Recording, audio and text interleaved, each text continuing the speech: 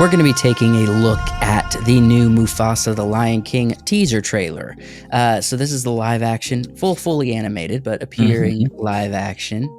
Appearing as if live action. Prequel to the appearing as if live action, The Lion King, right?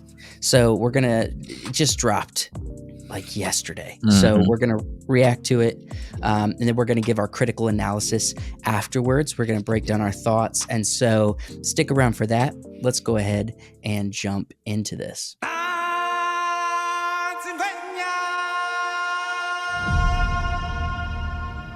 Ice.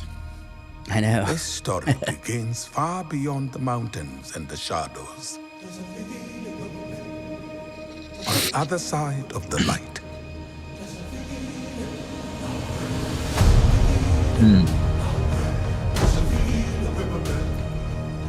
A lion was born without a drop of nobility in his blood. A lion who would change our lives forever. Mufasa.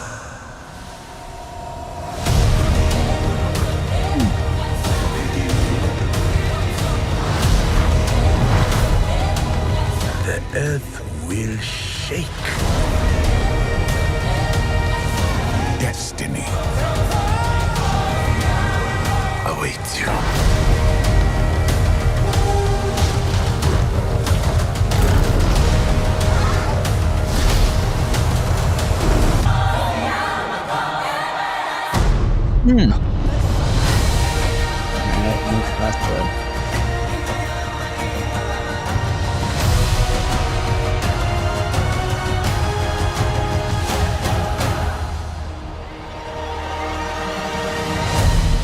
All right, December.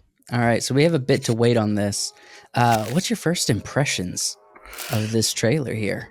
I mean, I would say as opposed to the Lion King live action, it feels a little bit more fantastical, right? If that's the correct way of putting that, a little bit more fantastic, a little bit more, not as grounded as what we know of from the Lion King, the first movie. I feel like we have been waiting on this for so long, and I'm gonna be honest. Well, okay, first off, my first impressions is it's beautiful. That shot of when it goes, about to say Mufasa, right? And it does that pan up. It kind of looks like it's a handheld shot of a close-up of a lion, and he kind of bows his head. You see his ear and his hair flipping. It's beautiful. I mean, it really is beautiful. I did think that the water droplet was a little bit, when I say fantastic, obviously you're not getting shots like that in a, typical movie, right? Unless it's a Zack Snyder film. Right. Yeah, that close-up droplet, see your reflection. That was pretty wild. Getting into the meat of this, I do feel it comes across as if this is going to be a journey, right? A quest to find all that the light touches, maybe. I don't know. There's a level of this that there's multiple environments. Ice, for some reason. Seems like they're crossing some kind of mountain, maybe.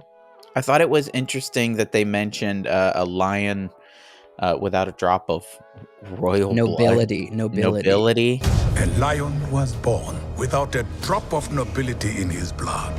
Which is strange because, lions don't have... Okay, check this out, stuff like that. So this might be setting up, because we saw like a variety of different kinds of lions, definitely ones that seem antagonistic to Mufasa, right? So there might be setting up this story to say like what was Mufasa's journey to becoming the king of the Pride Lands. If you think about it in reality, how do lions become the dominant male in a pride? Kill off all the other ones. Become the baddest in the around, essentially. And you hold that title by remaining the baddest. You know what I mean? Yeah.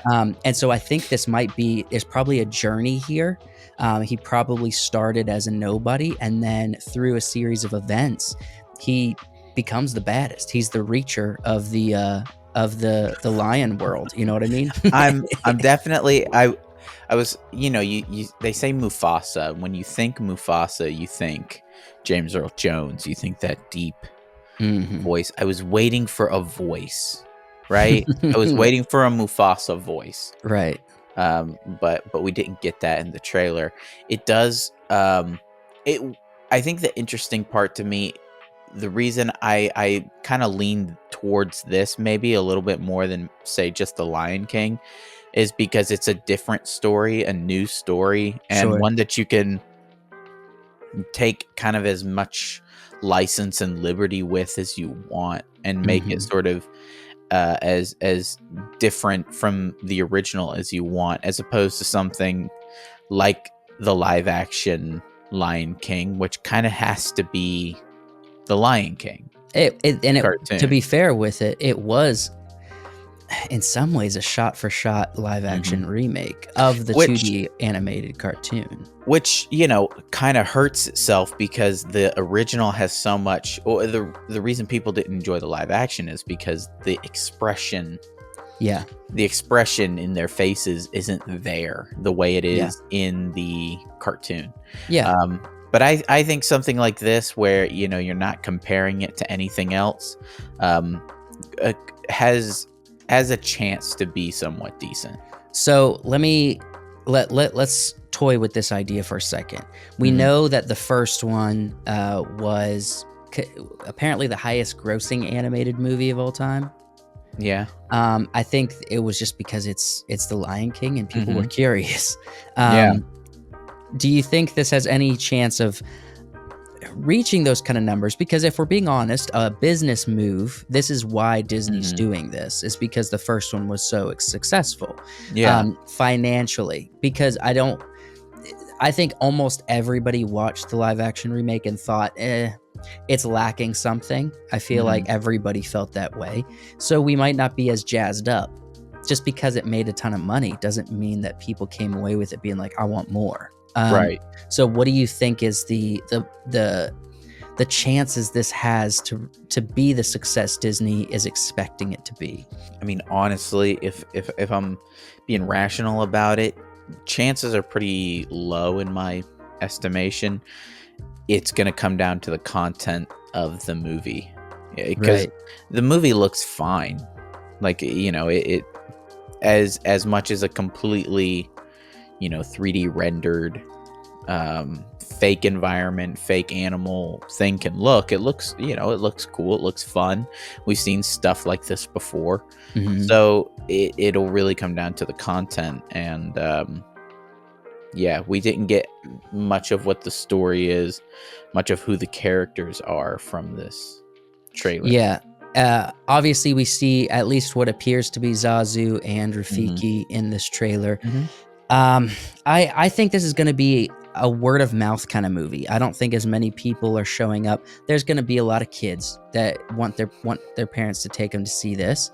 And so it'll make that kid money initially. I think if you're going to get kind of all audience money, it's going to have to be good word of mouth. And you're right. It's going to have to be a compelling story. It's going to have to be like, look, it's not like a super deep story, but it is a story about a nobody lion becoming king of the Pride Lands, and it's a really fascinating kind of badass way to do it. You know what I mean? It has to be something that's simple yet just fun and exciting for people to be on board with this of all audiences. And I have hopes for this. I don't have a lot of hope in Disney, and I think that's what causes me to hesitate here. But it's worth a shot, and at least it looks beautiful. I'm really interested in diving into any information that comes out around the cinematicsness of this. If there's any kind of new technology, new processes they went through to get this kind of interesting look. Like I said, with that handheld, I know you can fake handheld pretty well easily, but just in the detail, the cinematic choice of this film is going to be fascinating to me. But curious to see what you guys have to think. What's your thoughts around this? Are you excited to watch this? Did you see the first one, and did you actually enjoy it? That's the big question I think we have for this video. So consider subscribing to the channel if you enjoyed this reaction and breakdown, and like the video. We'll see you next time.